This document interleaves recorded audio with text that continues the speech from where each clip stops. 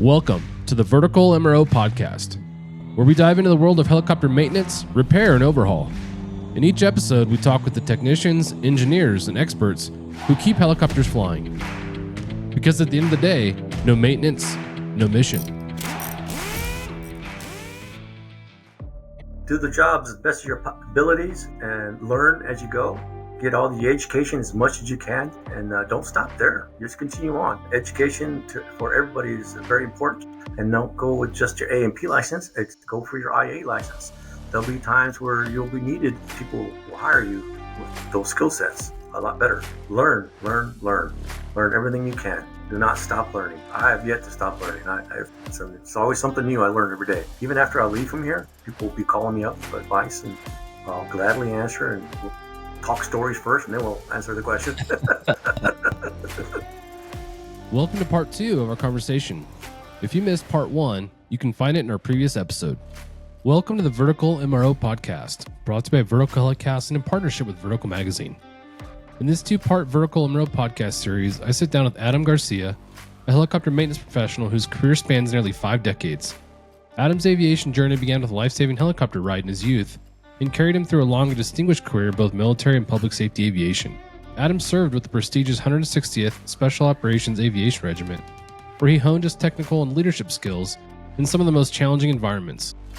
Later, he transitioned to public safety aviation, where he became a driving force in the San Antonio Police Department's E.A.G.L.E helicopter unit.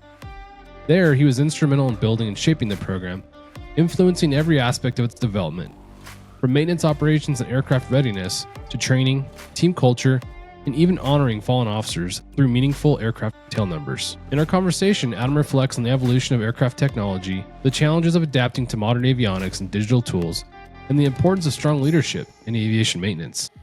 As he nears retirement, he shares valuable lessons learned, advice for future leaders, and his perspective on what it takes to keep aviation teams safe, effective, and mission ready. Join us for an inspiring look at nearly 50 years of service, innovation, and leadership in helicopter maintenance. Thank you to our sponsors, Rotorcraft Support Inc., Robinson Helicopter Company, and Rotorcraft Repair and Manufacturing.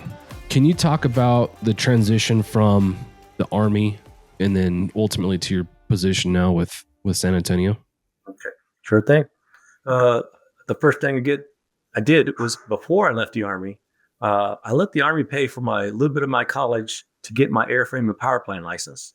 You know, that's the first thing I tell everybody before you get out of the military. Get yourself a career, or at least some kind of license. Whether it be you're going to be a C mechanic, go learn automotive. Get that license. You want to do IT, go get that license. Let the military pay for it. But that's what I did. They paid for my college. I got my license before I left the Army. Good 5 years before I left the Army. So having that with me in my back, in my hand, that helped me get going in the community out here, because that's what they look for. So teaching people that is very important. I'm Right. sorry, what was the second part of that question? I can't remember now. Just how the transition from the military into how you find yourself with San Antonio. Oh, yeah. Okay, so I found myself here because I kind of consider this close to my hometown, but I used to live here in San Antonio too. So I said, I told the wife, let's just go back to San Antonio.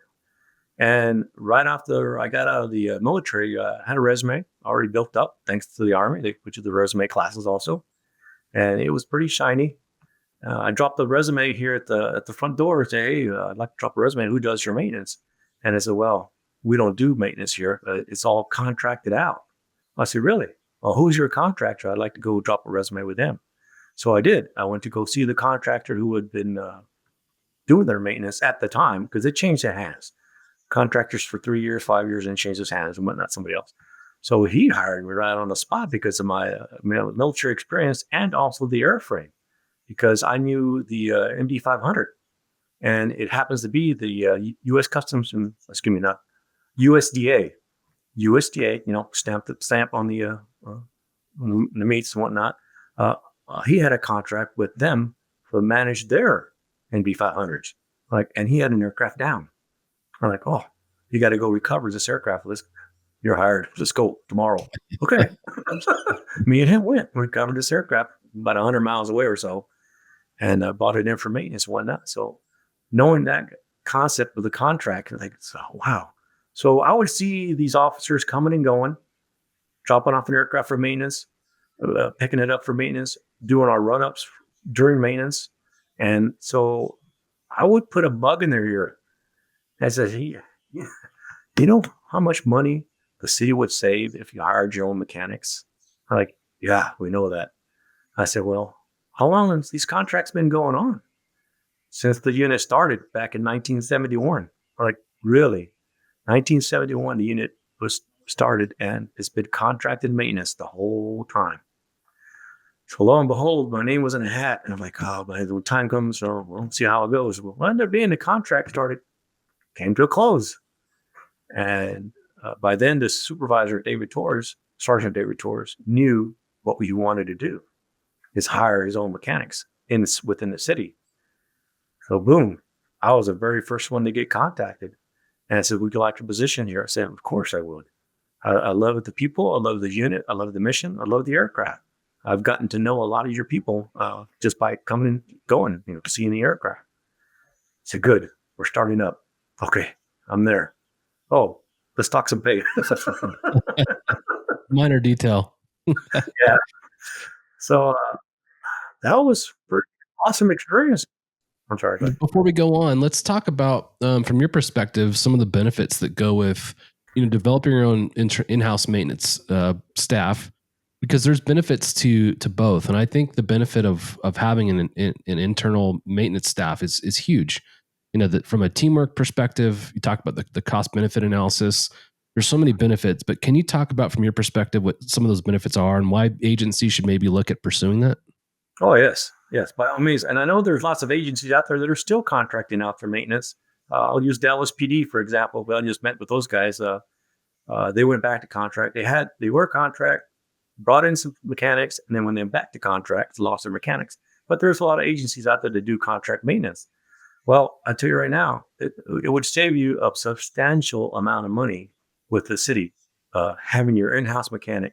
And not only that, but you'll have control of all your maintenance and be able to order the parts and not get that contractor's 10% charge above and beyond, because that's what they do. Yeah. For parts and repairs. Right? There's always an extra charge you don't see. So not only that, you'll be saving some money there too. So it behooves people to get their mechanics. But the point is you got to get good mechanics and you got to pay them well. That's all I can say. Yeah. There's a huge demand, which is great. So I feel like people have more of control and the type of work they're doing, what missions that they want to do that work in, and those kinds of things today as compared to 2 years ago. But to talk about the teamwork dynamic that comes into being a part of a program like that, because for me, there was a great experience. The air crews and our maintenance staff worked hand in hand all the time. We had a great relationship. They were as much a part of a mission as we were. If we're launching for a pursuit, we're running up the stairs. Our maintainers are running out to the aircraft with us to help get us started. It was just a total team effort in a lot of these situations. Can you talk about, from your perspective, the benefit of that?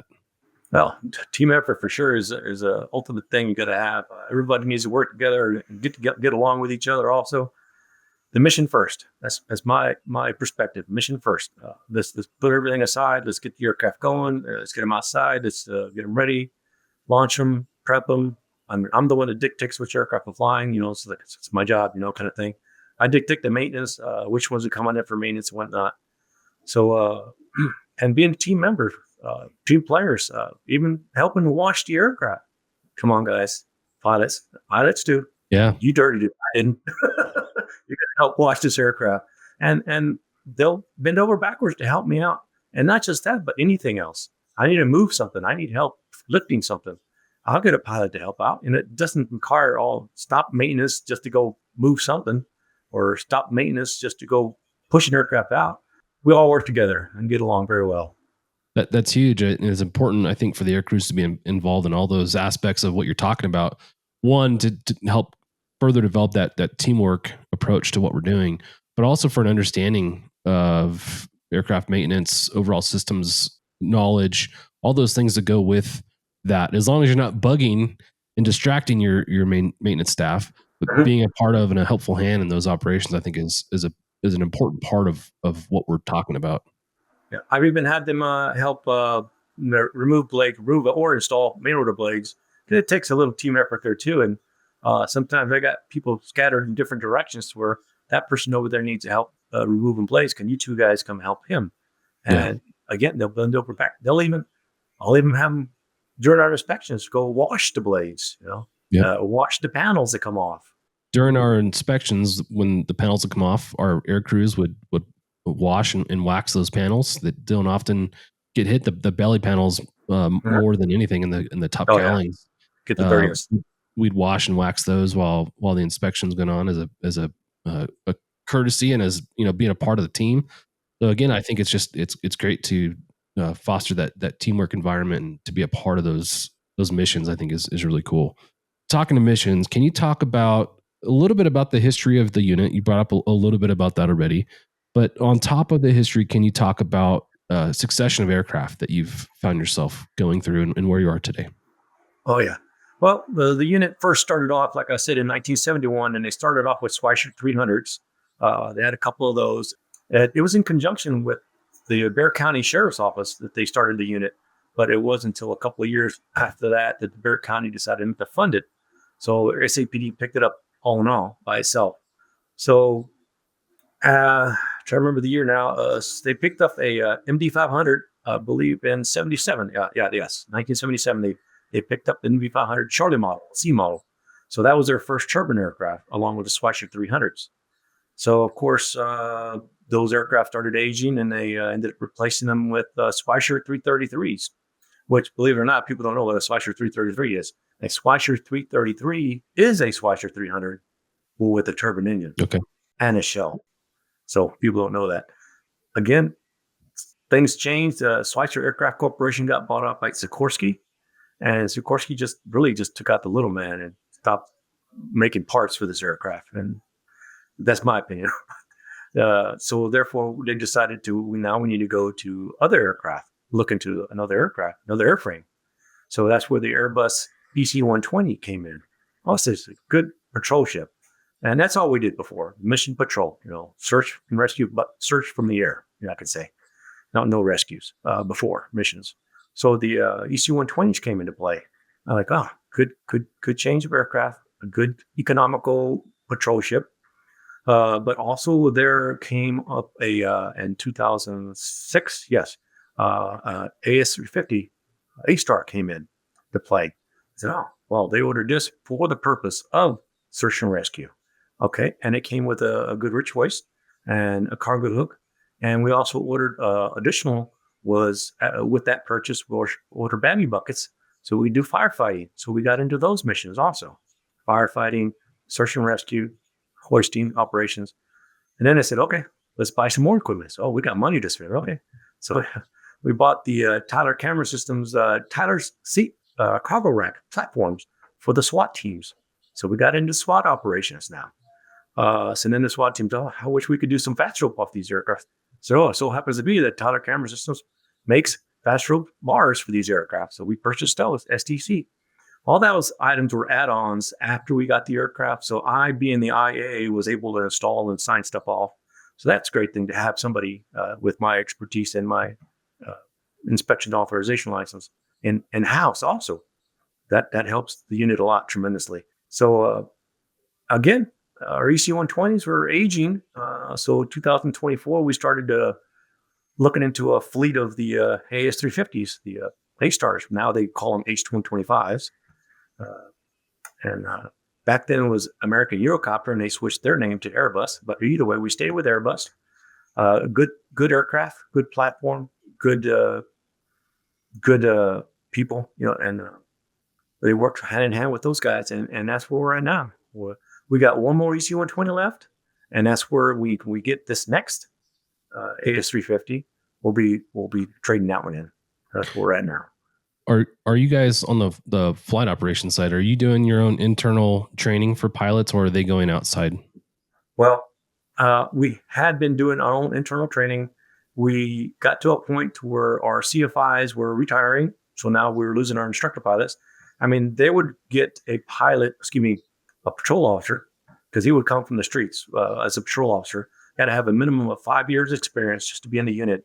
Now, it behoove you those officers to have some kind of license, whether it be a fixed wing license or a rotorcraft license. And that would put you ahead of anybody else who would be applying for a position. So either way, it doesn't matter. What we would need to be our in-house maintenance, the ground up, ground school, all the way to private license to commercial license. They're capable of doing it here. So, and that's where we're at. Now, I wanted to say that we just this year, we started outsourcing, and we did one person. We're testing this out. We've outsourced one person to a commercial side of training, and he's still in the middle of that. He has not taken his private pilot's test yet. So we're going to see how well this goes to subsidize some of the training that we got going on. Because now we got a lot of other training to do here too while we're here. Not only train these pilots, but we also got to do hoisting operation training. We got to go do firefighting, bamboo bucket training. We've got to do SWAT insertion training. We've got to do fast rope training. So there's a lot of training involved with just patrolling. Yeah. So now our CFIs are swamped. Too much going on. Yeah. Too much on their hands. Too much training. So let's outsource this one pilot training and let's give it a try. And if it works out well, we'll continue it. Matter of fact, they just had a meeting on that yesterday, and I wasn't part of that meeting, but in reference to that flight training outsourced. So we'll see how it goes. We'll come back a couple of months and Yeah, I think it's a great approach. A lot of agencies are going to that method, and that's what my agency did. And a lot of times, if you have a training crew, your day shift training crew is designated as the training crew, but oftentimes you get sidetracked with other training responsibilities for the things you're talking about, fires of the day, and it makes it difficult to train that primary student to become a pilot because of all these distractions. Whereas you send that pilot off to HeliStream or quantum helicopters or any of the high quality training programs, they're gone. They're fully focused on that training, and they come back as either a private or commercial rated pilot, and you can do your specialized in-house training from there. Right. But as you talk about the growth of your mission profile, you went from patrol to now including search and rescue, firefighting operations, SWAT operations, and fast rope. With all those additions becomes you've got additional flight time and additional responsibilities and knowledge that's required on your behalf to understand the systems that you're adapting.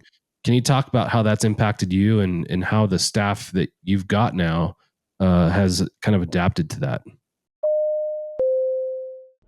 Thank you to our sponsor, Rotorcraft Repair and Manufacturing, manufacturer of DSX, Dragon Skin Extreme, an FFA-approved rotor blade leading-edge erosion corrosion protective coating with a proven record of durability in harsh environments like sand and rain. Contact Seth at rotorcraft.biz and stop wasting money on other so-called erosion coatings. Well, it definitely increased our flight hours. So therefore, increasing your flight hours increases your maintenance and also your inspections. So now maintenance is coming around the corner a lot more often, a lot more quicker. Thank God we have everything we need in-house to conduct all these maintenances. So we'll knock them out, push them out the door. Next, come on. So that was a good impact that helped, I have to say, you have to watch out for because you're going to increase your flight hours. and with that also, your budget, you got to be aware. If your flight hours increase, you got to increase your budget. Things that keep that in the back of your head. And I get involved in that too, because don't ever run out of money. Yeah. You've got to understand, like you said, the financial implication for not just flight hours, but the maintenance side of that on the back end. Managing flight times as it relates to scheduling inspections and kind of understanding where those inspections fall into the forecast is challenging. The more aircraft, the more mission profiles you have, the more flight time that you're involved in, the more moving parts there are. Can you talk about some tools that you guys might use to help develop flight times and help try and forecast some of that maintenance that's coming up? Yeah. Got one tool that we use, which is Digital Airware. If you're not aware of who they are a flight tracking software system, web-based, and it has, I manually inputted all the aircraft data for services, inspections, and service life limits to include ADs and service bulletins and weight and balance and whatnot. It does a lot for you. Even tracks our fuel. for using our fuel. So we input our fuel as we input our flight hours, and it keeps aware of what's going on and makes you aware when to reorder fuel. But that tool itself was very good from where we came from. I again had something to do with getting that digital airware because we are their first law enforcement customer. That digital airware from where we came from was an Excel spreadsheet. Yeah. If you recall, back in the day, I don't know if I remember, we started with Excel spreadsheet managing our inspections and life permitted items. Like, wow. We started with paper logs and then would input that into an Excel spreadsheet. Yep. And, we would get requests from administration. Hey, can you tell us how many calls for service you responded to in the last couple months? And then you'd have to put all those forms together and try and figure it out. And a week or so later, you could figure it out. Well, now with digital airware, you can go in and ask for a report with this specific time frame, and you can give them all kinds of information. You got it. We talk about the value of being able to market your air support unit internally, and I think a program like digital airware is the key to that. Being able to prove to the folks that approve budgets and understand what you do, the things that you do that are of importance every day is critical. And that tool in particular is the foundation for that. Being able to come up with reports right now to show the effectiveness of the unit is critical. I love that you guys have implemented that program, and it's a great tool on the maintenance side, on the flight operations side.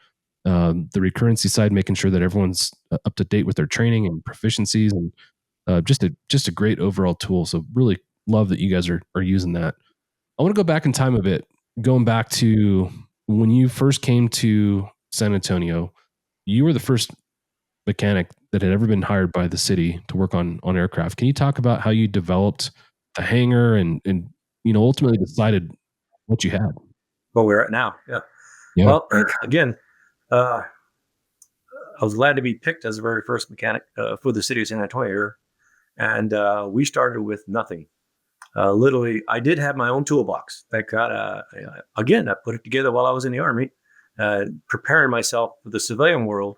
So I brought that toolbox to the civilian contractor, but then real quickly brought it over here. So that's what we started off with. So literally, we went to asset seizures, where all the theft items are kept and whatnot. I says, what do you have? Oh, we got tools. You want toolboxes? We got tools. We got toolboxes. Oh, shit, we'll take them. So all we did was reappropriated the city. Well, it's stolen property that didn't get recovered. And we brought it in-house, and along with cabinets and whatever else it may be that we needed. And I started our program here for the tracking system. The parts also, you got to have parts for your inspections to keep it going. So I made sure we ordered all those parts and we kept stock. I basically was the one that ordered everything to include all your consumable materials, which your oils and your greases and even your shop towels, everything you need.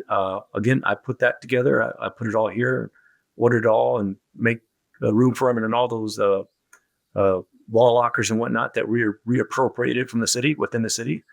And literally put the whole program together. And they didn't even have an office for me. So they literally, there was a broom closet with the wash basin and the air compressor was in there. I'm like, this is a broom closet. I'm not kidding you. So, okay, let's take the brooms and the mops out. Let's take the air compressor out and put the air compressor on the hanging floor somewhere else. And you know what? Leave that wash basin there. It really comes in handy. So that's about the only thing I left there was the wash basin. And they made an office for us and that didn't exist. From the ground up, we put together this whole maintenance program. Moving on to now outgrowing the hangar because we've gotten larger aircraft, wider diameter blades diameter. So now we don't fit in this hangar anymore. And we have some hangar rash, just like anybody else does. You hit the aircraft next to you, hit blade on blade, or hit the doors on the way out. Said this hangar is too small for us. We've outgrown it. So we literally moved over a catty corner from us, what used to be here, an existing hangar that the museum used to be in. So they outgrew the museum, outgrew the hangar, so they moved on. across the street. So I had part in renovating this hangar, thanks through the city, of course, and putting what we wanted here in this hangar. And I'm talking from the ceiling down to the floor.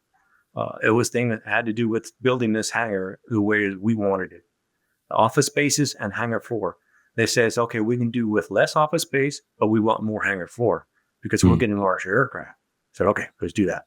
I'm talking from the insulation to the ceiling fans, those big ass fans, if you know what I'm talking about. Yep. The heaters down to the flooring, the epoxy floor coating on the bottom of the floor, white, to where stuff sticks out in case you drop something. The OSHA qualifications for the eye wash station, wash basins, even the oil and water separators for the flight line. Oh, the flight line didn't exist either. It was all grass. So that got all paved, and along with the oil water separators till we can wash aircraft out there. Back to the military, I'm also OSHA qualified. So thanks to the military while I was in the 160th. So I knew a lot of the safety features that needed to be here.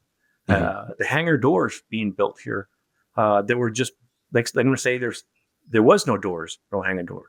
So I had to take one of the vertical beams off and put a header board across to support where the beam used to be at. And then that's where they put the electric doors on, sliding electric doors on, all that. I scoped it all out. Wow. I correctly built this hangar. Yeah, really cool that you've had a hand in the development of the program. It's literally from the ground up.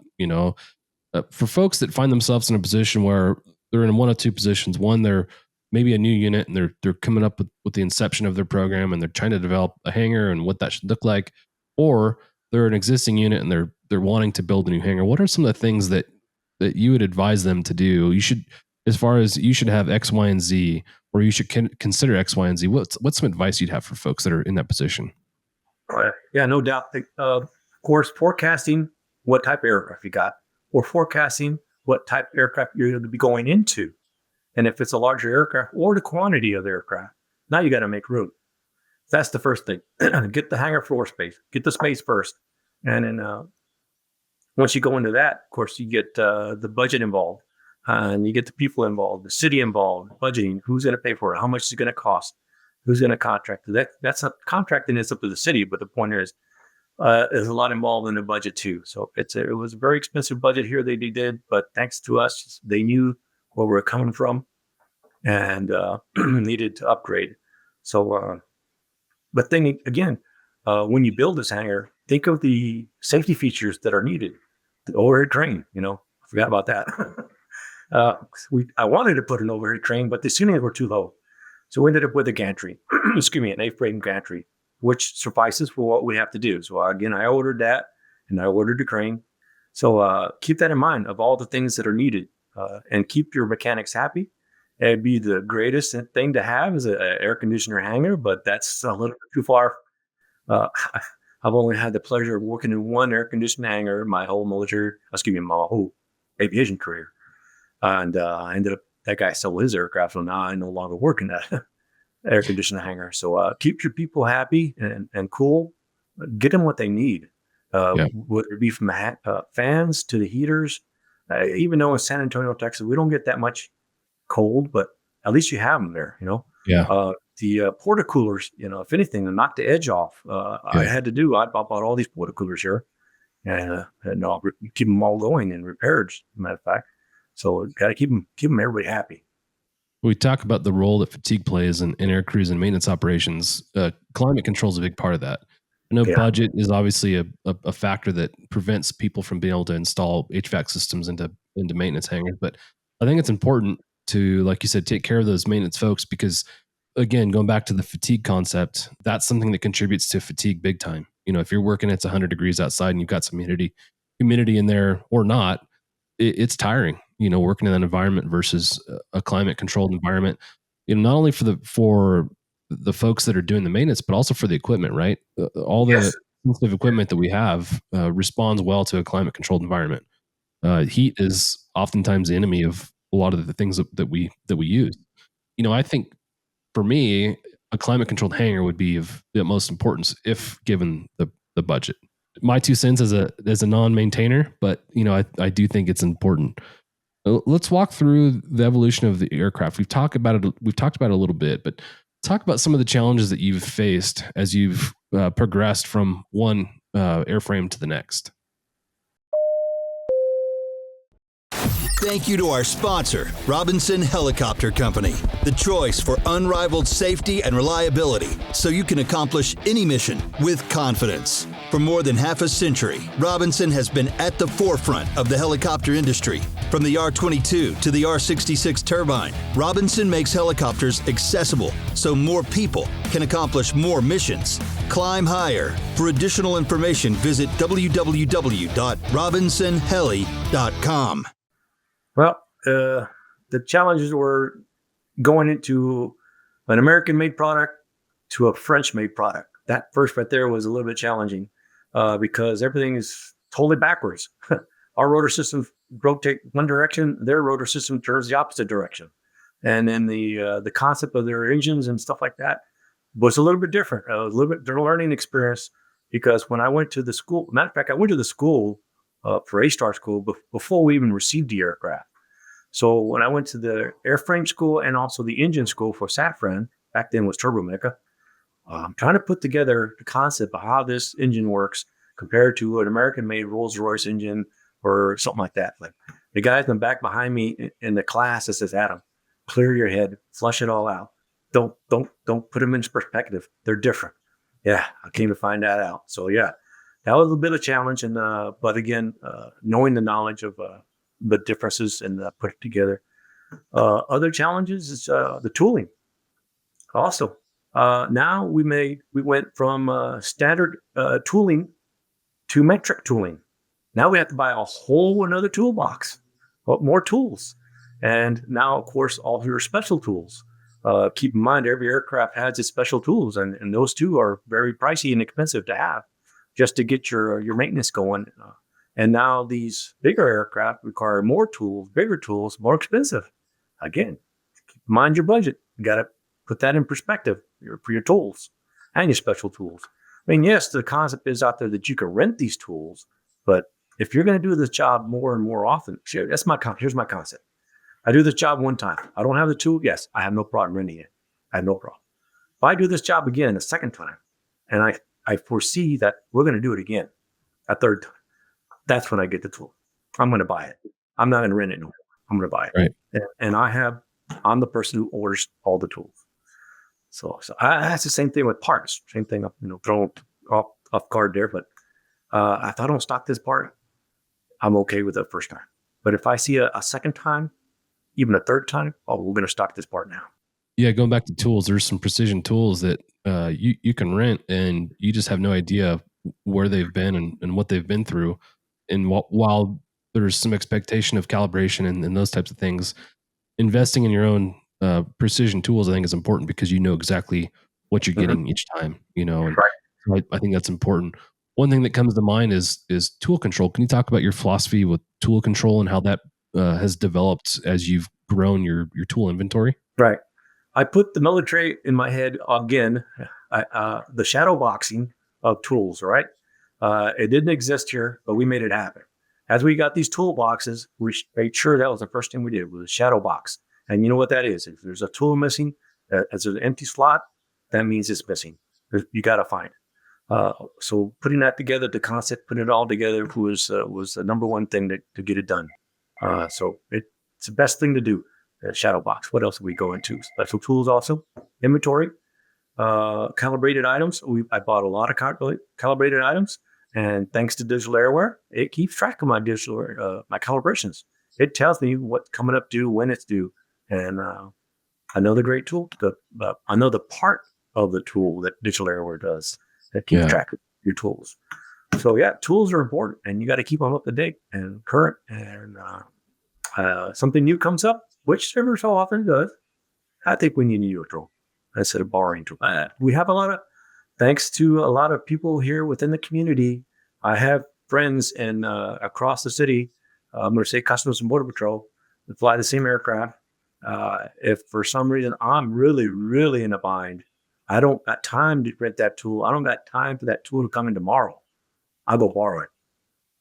And then he'll lend to me again, getting to know people, networking with people. They will bend over backwards to help you out. because in turn, it comes around. Yep. Someone will ask me, Adam, we got an aircraft down. I need this part. There's dampener, just whatever it may be, bolts, or whatever it's, O-rings, filter, even for that. But the lead time on it is like 2 weeks down the road. Oh, we can't wait. So I have the part on hand. I said, dude, you can have this part as long as you send your new part in 2 weeks to me. Good, done. So that's the good part of knowing people, and tools, Maureen. The networking side of what you're talking about is so important, and I think that's why we stress the importance of regional fly-ins, doing those often, so you get to know your neighbors and they get to know you, and going to industry conferences. The conference we're about to put on, the Vertical MRO conference, getting to know the people in the industry. So when you call somebody, you're not just blindly calling the hangar. You're calling, hey Dave, can I bug you for this part for a week or a couple of days, because we need it. The importance that goes with the networking side of things is so critical, and that's what I love about the networking that comes with conferences and fly-ins and those types of things. So love that you brought that up. Yeah. One thing I want to talk about is again, going back to the growing mission sets that most public safety aviation units find themselves in. A lot of agencies find themselves in a position where they're bringing in new avionics, new mapping equipment. Shot over comes to mind. New camera systems, new light systems, hoists, all these new pieces of equipment. And we as air crews look to you like, Adam, this thing's not working. How do I fix it? So you're not only responsible for the mechanical systems on the aircraft and the digital systems, but now the avionics too. Can you talk about how you guys have kind of handled the transition and added responsibilities with that? Right. And that brings up a concept, what you mentioned earlier about the challenges. The challenges we came through and where we were at. And yes, we went from a steam gauge, glass, round gauges and everything to all digital cockpit.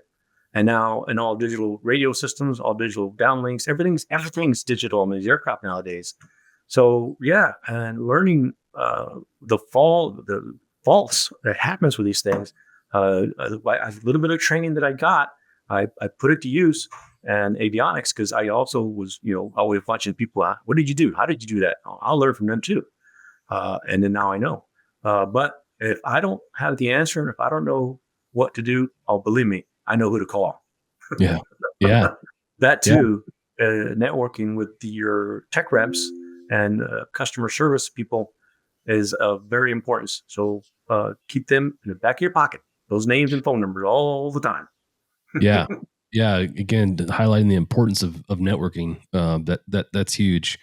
What's been, would you say, the most challenging addition of mission equipment? What's the one thing that you find yourself, I don't want to say scratching your head, but maybe it's the most challenging piece of equipment for you to maintain now that it's a new part of your mission set? No, I'm going to go back to the aircraft themselves. Going to the digital, not the equipment, but the aircraft.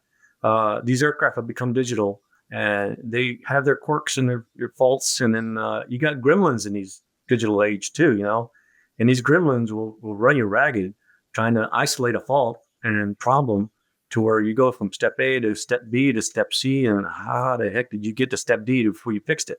Like, wow, it took this long to fix it. And it was just something simple. And it's all digital electrical signals. Something's not being read right. So contacts or connectors or something just ain't clean. Like, wow, that caused that problem? Wow. Yeah. And then you went through all these, a couple of days of, trying to troubleshoot. So I'm going to say the aircraft are more challenging than the toolings and the special equipment and stuff like that. You know what I mean? Yeah. I think, was it contact enhancer was the tool of choice? My pilot says, what'd you do? What'd you do? You put some snake oil on it, didn't you? I said, if you're not a believer of snake oil, you will be by the time we're done here.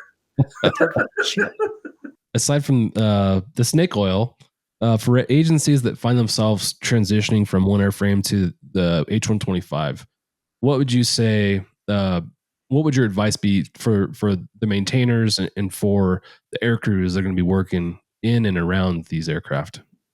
Well, I'm glad that Airbus offers an avionics course too, not just a field maintenance course. So it behooves you to send somebody, if not couple of people, not wherever you can. And I kind of put it to my thoughts and like, you know what, we're going to starting getting new mechanics here, or my people who are going to stay here, longevity. I may send them to those schools, that avionics schools they got that Airbus offers, because that's what's going to give you the most problem. The airframe, they held up very well. The engines, they hold up very well. It's this digital age of technology is a little bit different, and it's challenging. It is. Now, I know we would have a situation where the mission equipment is failing, and we're trying to figure out why it's failing. And you'd have a camera system, a light, and maybe a monitor, right. And everyone's pointing fingers at each other, blaming each other. It's this person's fault. No, it's that person's fault. So I really like how some of these mission equipment companies are creating fully inclusive systems, like Shotover, for example. The camera and mapping systems together, just reduces the finger pointing, and when you build a piece of equipment to work hand in hand with another piece of equipment, I think it's great. When you look back over the course of your career, what's been the one improvement, if there is one that stands out, that's really made what you do and what your staff does more effective and more efficient? Well, I'm glad you brought up that about the mapping system, because I'm going to have to say it's that. Now, the cameras, yes, we always had a good camera of the latest technology then, right, as we evolved, because the cameras have evolved, and they're our bread and butter. We're the eyes in the sky. With that, without those cameras, where we started from before was binoculars. Our officers had set of binoculars in the aircraft. And what I'm getting to is the mapping system. Yeah, we had the old Brad McNally paper maps in the aircraft. We made sure on daily pre-flights that map was in the aircraft. That's the only way we would be able to know where we're going and what we're doing, or tell somebody where we're at, which city, street, whatnot. And then the age of mapping systems came in to where it was great. Okay, now we could flip the page or flip the toggle on a monitor, you get maps. Or flip the toggle over to camera, now we got camera. But you're going away from the camera to get to your maps. That's not a good thing. So now the next age of technology came in to where now you got the overlay. So now you got the maps and the picture as an overlay. That was the latest and greatest, best thing they ever came up with. And that was Shotover, yes. And we have Shotover in all our system, on our aircraft too. So yeah. Kudos to those guys. Yeah, love their product. Tom Churchill's a visionary when it comes to that stuff. Love what they're doing. I'm excited, looking forward to see where we go as an industry, because we've come so far in such a short amount of time. So I'm excited for the next 5-10 year window to see, how these things that are on the horizon change our industry for the better. What's one thing that, as you look forward, you're most excited about as developments in our industry go? Well, let's take care of it, because just when I think we have everything we need. There's new software out there now that in conjunction with the mapping system, because it's able to pinpoint a lot of things. There's the ACNA system that we're playing with the intercom system. It'll pinpoint the search and rescue guy in case we lose sight of him. He's on the ground, so it's putting a dot on the map, on the monitor, I should say, and we'll know where he's at. So now that portion also goes to a different software. We have other ones that we can identify where all the police vehicles are at in the city, and it'll show up dot right on the map. Now there's other software out there that'll show you where all the drones are at, which another concept that's being a hazard now too. It'll pop up on all the drones right on the map. Like, oh, cool. And software nowadays on these systems, on the airborne systems, just like license plate readers, we got it too. Do you guys utilize the ACNS wireless systems? All the aircraft have ACNS. Do you yourself use that as a maintainer for run-ups or anything to communicate with the aircrew while you're doing those? No, because we have ports on the outside of the aircraft we plug into. Okay. We could if we wanted to, but you're right. We have ports. Okay.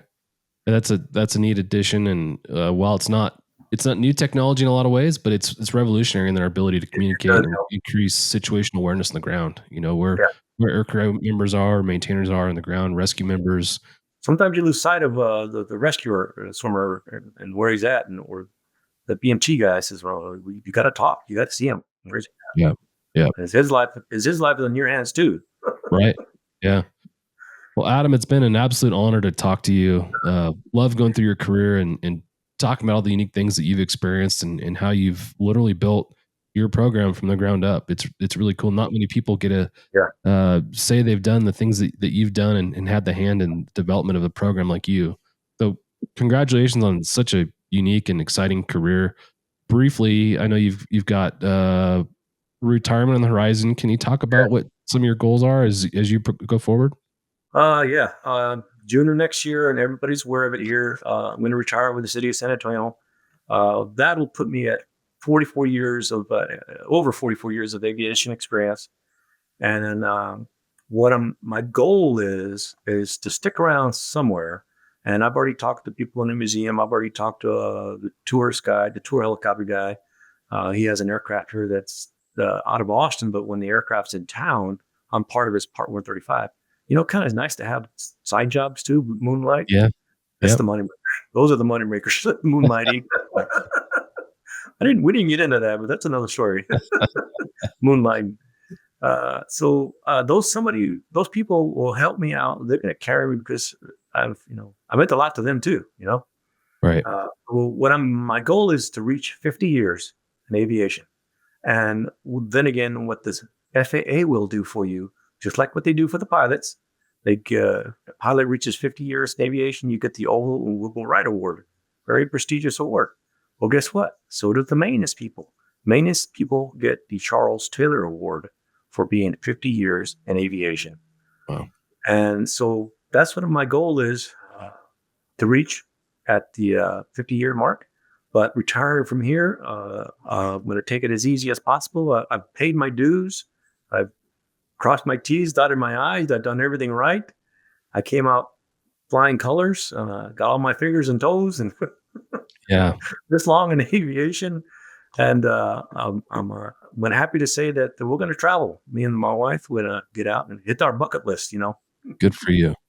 Like you said, you've earned that. I think you look over the course of your career and all the things that you've accomplished. I think one of the biggest takeaways from anybody's career is earning the respect and admiration of the peers that you work with. And it's evident just in the nomination alone for the Blades of Valor recognition program that you've got the respect and admiration of your peers. So kudos to you on a career well done. Excited to see how the next few months and years play out to get you to 50 years. That's a huge accomplishment, and that's something not many people can say. I would imagine the percentage of folks that get to that 50-year mark is very, very low. On this side of your career, and this is the last question I'll have for you, when you look back, if you were to give young you or a new apprentice or a new maintainer or a new aircrew member advice as they enter aviation, what would that advice be? Rotorcraft Support Inc., where expertise meets excellence in helicopter maintenance, repair, and overhaul. FAA and EASA certified Part 145 repair station and OEM factory authorized service center, keeping your aircraft mission ready since 1986. Visit us at rotorcraftsupport.com. Rotorcraft Support, trusted by the industry. Well, again, do the jobs as best of your abilities and learn as you go. Get all the education as much as you can, and don't stop there. Just continue on. Education for everybody is very important, and don't go with just your A&P license. Go for your IA license, an inspection authorization license. There'll be times where you'll be needed, and having those privileges will come to use. And also people will hire you with those skill sets a lot better. Learn everything you can. Do not stop learning. I have yet to stop learning. So it's always something new I learn every day. I'm one of those people that will say, I don't know that aircraft completely, but I do know a lot of it. But subject matter expert. But a lot of people do come from me for advice also. And I'm always be there for them if they ever need anything. Even after I leave from here, people will be calling me up for advice, and I'll gladly answer, and we'll talk stories first, and then we'll answer the question. You're going to get gobbled up by somebody who needs the services and the expertise that you've developed. I know you're going to get to that 50-year mark, and to your point about aviation, I think that's what I love about aviation as well is you can never master it. There's always the next challenge. There's always something new to learn. And that's, to me, what is engaging and what can keep you in a career like aviation for 50 years and still be excited to go to work every day, still love to do the things that you do on a day in, day out basis. At the end of the day, kudos to you on a career well served. Thank you for your service to our country, to the citizens, visitors, and businesses within San Antonio and the region there. Just an admiration of the career you've led. So thank you very much. Thanks for joining us on the Hangar Z and the Vertical MRO podcast. It's been great. Again, we don't get to talk and praise the efforts that you all do enough on the Hangar Z podcast. And again, on the MRO podcast, our goal is to promote the good work that's being done and to retain some of that tribal knowledge that has been developed over the years. So from the bottom of my heart, thank you. Look forward to meeting you up again in person sometime. And until we're not going to one of those events, one more maybe. And I guess I'll open the door for you. Any closing thoughts before we walk out? No, not really. I'm just I'm very blessed and of all my accomplishments and proud. I want to thank you for inviting me and for this podcast, and it was an honor, a privilege to be part of it. It's I'm very humble. I just love what I'm doing, and you have to have a passion for what you're doing. And I'm going to honestly say I have that passion. I love what I'm doing. My wife says you love your job more than I do. I love her. and then she says you love your job and your classic car more than you love me now. She added that in there too now. Well, Adam, again, nice talking to you. Thank you for joining us. Thank you for our listeners on the MRO podcast and Hangar Z podcast. Thank you to Vertical and MHM Publishing for the support of the HeliCAST platform and all the other podcasts that we're a part of. It's an honor to be a part of this platform and to promote the good work being done in helicopter aviation day in and day out. So until next time, we'll catch you later. Yes, sir. Stand by for a message after a word from our sponsors. Thank you to our sponsor, Rotorcraft Repair and Manufacturing, manufacturer of DSX, Dragon Skin Extreme, an FFA-approved rotor blade leading-edge erosion corrosion protective coating with a proven record of durability in harsh environments like sand and rain. Contact Seth at rotorcraft.biz and stop wasting money on other so-called erosion coatings. Thank you to our sponsor, Robinson Helicopter Company, the choice for unrivaled safety and reliability, so you can accomplish any mission with confidence. For more than half a century, Robinson has been at the forefront of the helicopter industry. From the R-22 to the R-66 turbine, Robinson makes helicopters accessible so more people can accomplish more missions. Climb higher. For additional information, visit www.robinsonheli.com. Rotorcraft Support Inc., where expertise meets excellence in helicopter maintenance, repair, and overhaul. FAA and EASA certified Part 145 repair station and OEM factory authorized service center. Keeping your aircraft mission ready since 1986. Visit us at rotorcraftsupport.com. Rotorcraft Support, trusted by the industry. Thank you for tuning into this episode of the Vertical MRO Podcast, brought to you by Vertical HeliCASTS and in partnership with Vertical Magazine. We've had the privilege of sitting down with Adam Garcia, a helicopter maintenance professional whose nearly 5-decade career spans military service, public safety, and leadership. Adam's journey reminds us of the importance of innovation, adaptability, and dedication in our industry. His insights into evolving aircraft technology, team leadership, and the enduring spirit of service offer valuable lessons for all of us committed to keeping helicopters mission ready and flying safe. As Adam approaches retirement, his stories and advice serve as an inspiring legacy for future generations. We thank him for sharing his experiences and for the contributions to aviation safety and excellence. Stay tuned for more stories from the world of helicopter maintenance and operations right here on the Vertical MRO Podcast.